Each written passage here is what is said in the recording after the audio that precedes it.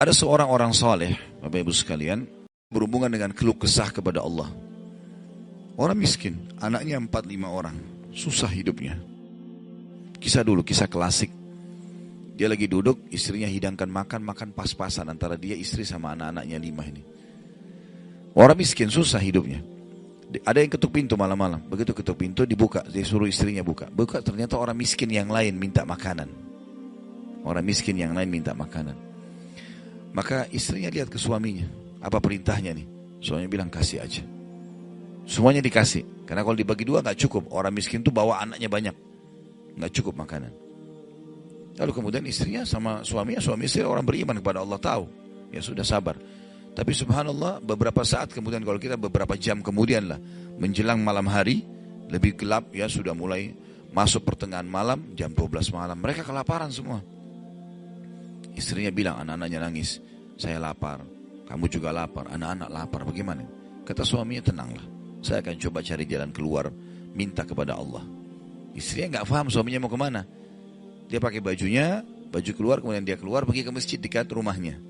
Malam hari, jam 2 malam. Dia keluar, dia masuk di masjid, lalu dia sholat tahajud. Dan ini sifat orang beriman. Berkeluh kesah sama Allah itu jangan cuma hal yang besar, dari hal yang kecil. Manja sama Allah itu baik. Ngeluh terus, minta terus sama Allah. Allah suka hambanya yang tamak dengan rahmat Allah.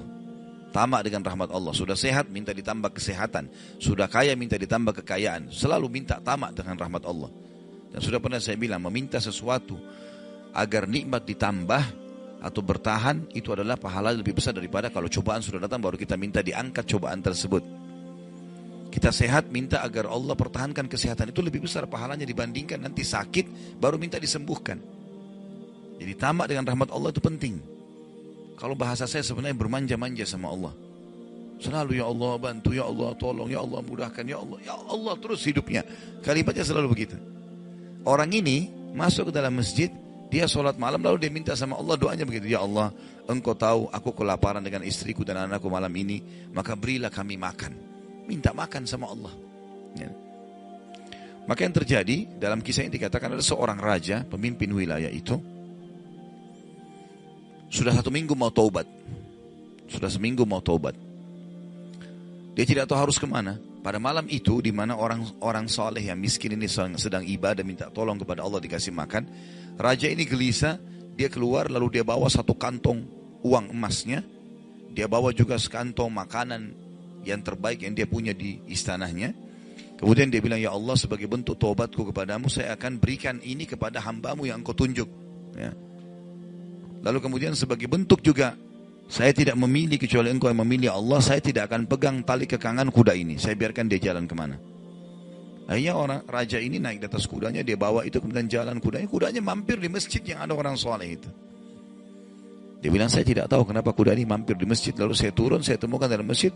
Waktu zaman dulu gak ada lampu, gak ada penerangan. Cuma dia dengar suara, gelap di masjid. Dia masuk, temukan ada orang ini lagi berkeluh kesah sama Allah. Minta, ya Allah, saya sama istri saya kelaparan sama anak-anak, berilah kami makan. Gitu kan. Maka dia bilang, raja ini pun setelah orang itu berdoa, sholat, lalu dipanggil. Dia bilang, saya seorang raja di sini, saya raja di sini, saya sadar bertobat kepada Allah dan saya dengar doamu. Tadi kau minta makanan, maka ini saya kasih. Ini harta saya yang saya niat sedekahkan dengan makanan. Ambillah. Dan kalau kau punya masalah lagi, datang ke istana saya, kapan saja. Kira-kira saya mau tanya, Bapak Ibu sekalian, kita jujur menjawab. Kalau seandainya kita di posisi orang ini, kita sudah dapat solusi. Kalau kita sekarang mungkin ada orang kasih kartu nama, nih ya, butuh apa saja, telepon saya. Misal presiden, tidak usah presiden, terlalu tinggi lah. Misal seseorang kita temui orang kaya, ada masalah apa saja, telepon ke saya akan bantu.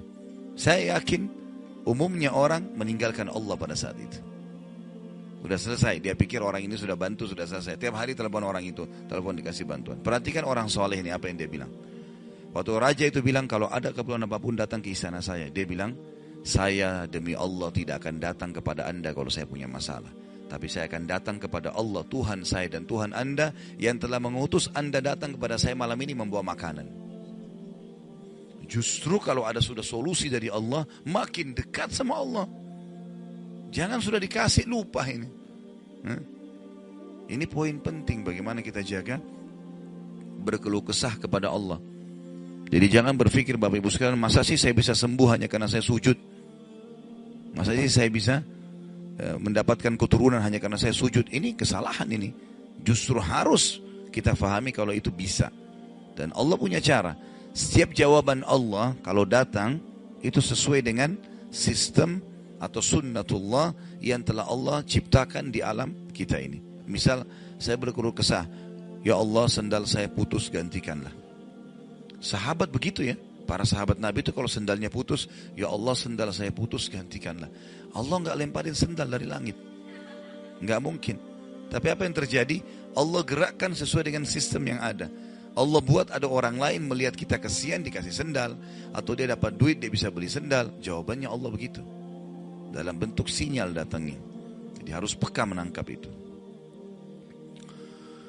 Kemudian selanjutnya, tentu juga yang ini tadi contoh kisah orang yang berkeluh kesah kalau berhubungan dengan cobaan dari Allah ya. Dia tidak keluh kesah kecuali kepada Allah. Sekarang kita masuk ke contoh kalau cobaan dari manusia. Tadi saya bilang orang digunjing, orang dihina, orang difitnah segala macam. Dia tidak balas kebodohan dengan kebodohan. Jangan pelanggaran dengan pelanggaran. Pasangannya selingkuh, dia juga selingkuh. Dua-dua dosa. Dua-dua dihukum sama Allah. Tidak ada urusan sama kita itu. Tidak ada urusan sama kita. Ya. Maka kisahnya seperti misalnya Abdullah bin Abbas radhiyallahu anhuma pernah lagi jalan dicaci maki oleh seseorang tanpa sebab ini. Datang tiba-tiba caci maki dia. Ibnu Abbas dengarin saja apa yang disampaikan orang itu. Sudah selesai kata Ibnu Abbas, sudah selesai. Dia bilang iya, orang ini kebetulan lihat Ibnu Abbas pakai jubah baru. Ini kamu itu mentang-mentang sahabat Nabi, kamu itu pakai jubah mahal-mahal segala macam. Hasud, orang hasud gitu. Tiba-tiba bayangin kalau kita lagi naik di mobil orang ketuk kaca. Kamu kenapa pakai mobil baru? Kamu kenapa? Apa urusannya sama orang ini gitu? Mungkin kita marah-marah sama orang ini. Ibnu Abbas diam, didengarin semua sudah selesai. Karena tidak mungkin